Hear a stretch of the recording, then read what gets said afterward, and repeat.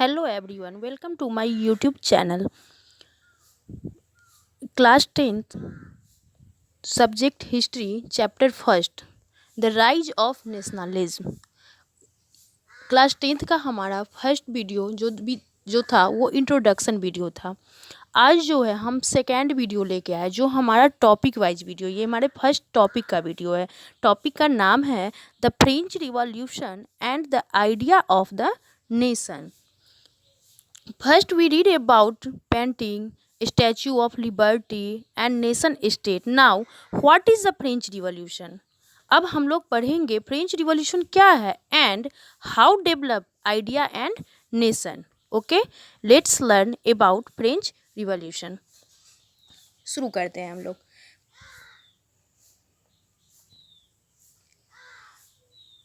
The first clear expression nationalism came with the French Revolution in 1789. What is the first clear expression? अब देखिए मतलब France में जो है नेशनलिज्म की भावना कब आई थी? तो कब आई थी? फ्रेंच रिवॉल्यूशन हुआ था, कब हुआ था? 1789 में क्या था? फ्रेंच रिवॉल्यूशन हुआ था। तो लोगों में ये भावना फ्रेंच रिवॉल्यूशन में आई थी, कब आई थी? 1789 में आई थी। France, as you would remember, was full-fledged territorial state in 1789 under the rule of absolute monarch. अब आप लोगों ने क्लास 9th में फ्रेंच रिवॉल्यूशन पढ़ा होगा, जिसमें आप लोगों ने ये पढ़ा होगा जो फ्रेंच रिवॉल्यूशन के टाइम में क्या था? फुल प्लेस क्या था? टेरिटोरियल स्टेट था। किसके अंदर में ये स्टेट था? मोनार्क के अंदर में था। The political and constitutional change that came the wake of the French Revolution led of the transfer of sovereignty. और फ्रांस क्या किया? रिवॉल्यूशन के बाद एक पॉलिटिकल एंड कॉन्स्टिट्यूशनल चेंज लेके आया। फ्रेंच रिवॉल्यूशन ट्रांसफ़र किया, सोवर्निटी को ट्रांसफ़र किया from the monarch to a body of French citizen.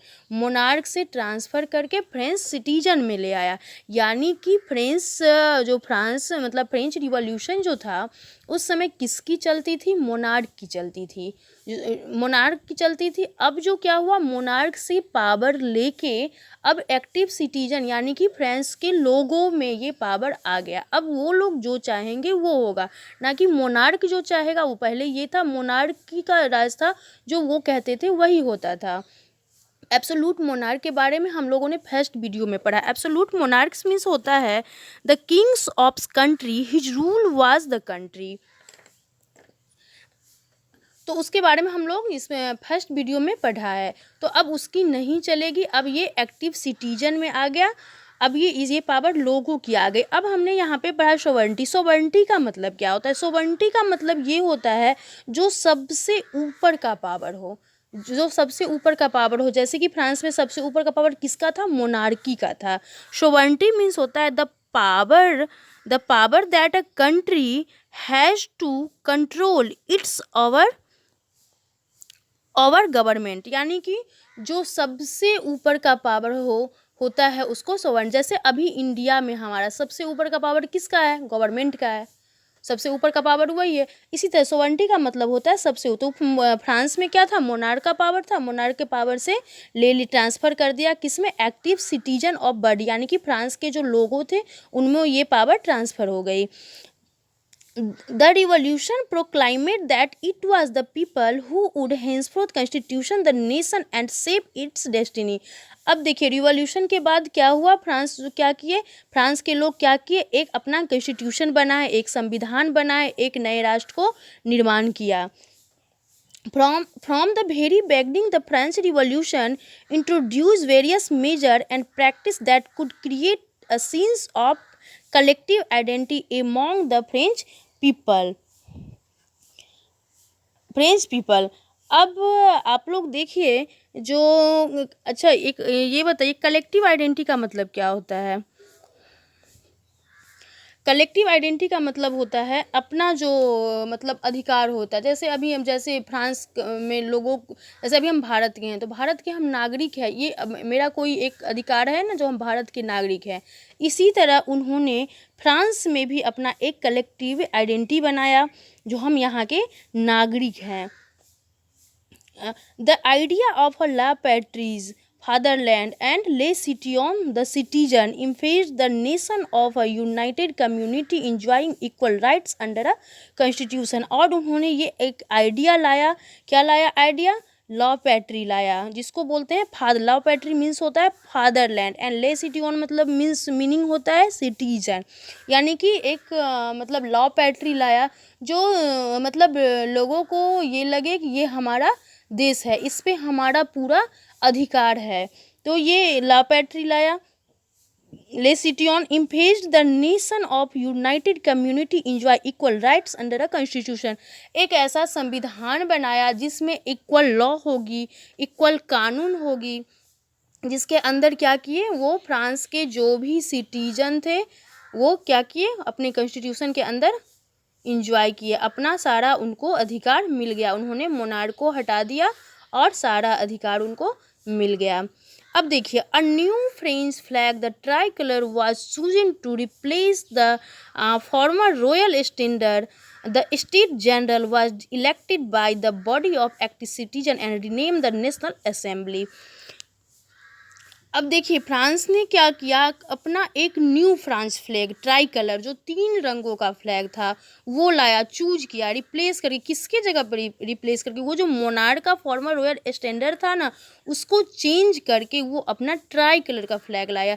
The state general was elected by the body of active citizen. The state, अब देखिए state general elected by the body of citizen. अब state general क्या है? I hope कि आप लोगों ने class 9th में पढ़ा था 3 स्टेट के बारे में। 3 स्टेट के बारे में आप लोगों ने क्लास 9th में पढ़ा था, जिसमें था फर्स्ट, सेकेंड और थर्ड। जो थर्ड स्टेट के लोग आते थे उसमें क्या थे? पीजेंट लोग थे, मतलब मध्यम गरीब वर्ग के लोग थे, जिसमें पीजेंट थे, ये सर्वेंट लोग थे, ये लोग सब आते थे थर्ड स्टेट में।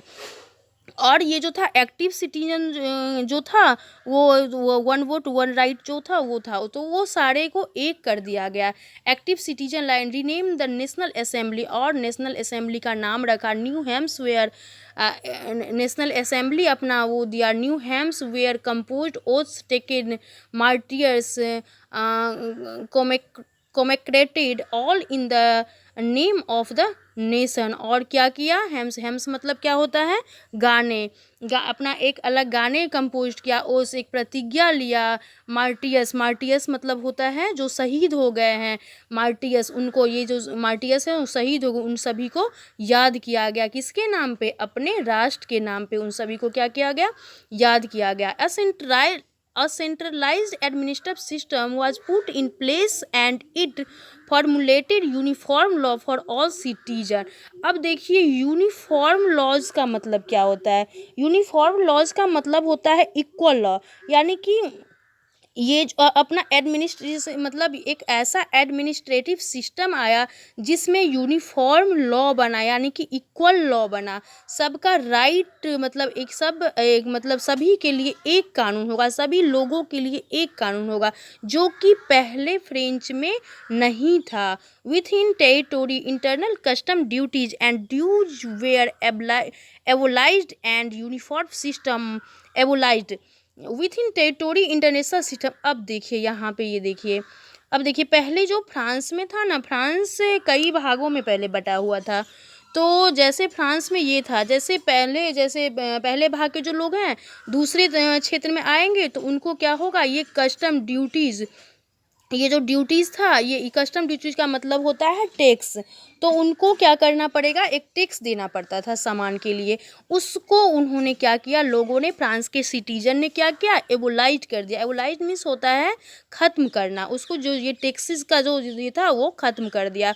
And a uniform system at of weight and measure was adopted. Regional dialects were decreased and French.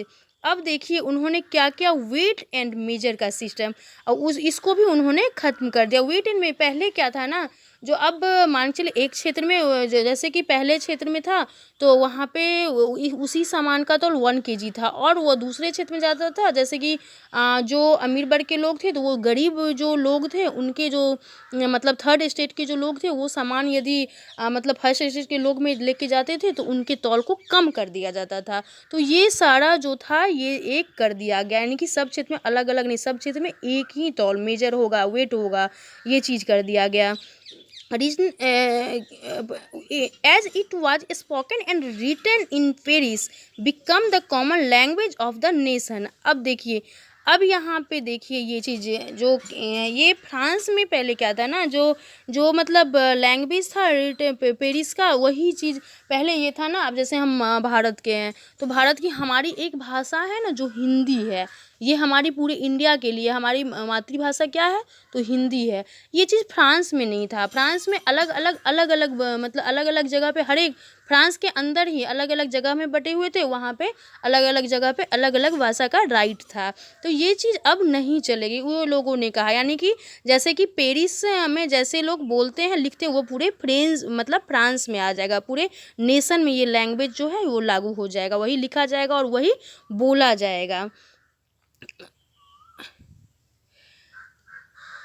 The revolutionaries, अब देखिए the revolutionaries further declared that is the mission and the destiny of the French nation liberal the people of Europe from disposing the other world to help other peoples of Europe become the nation. अब देखिए अब revolutionaries ने ये declare कर दिया, मतलब ये ख़त्म कर दिया, ये मतलब फ्रेंच में सभी नेशन स्टेट बन गए।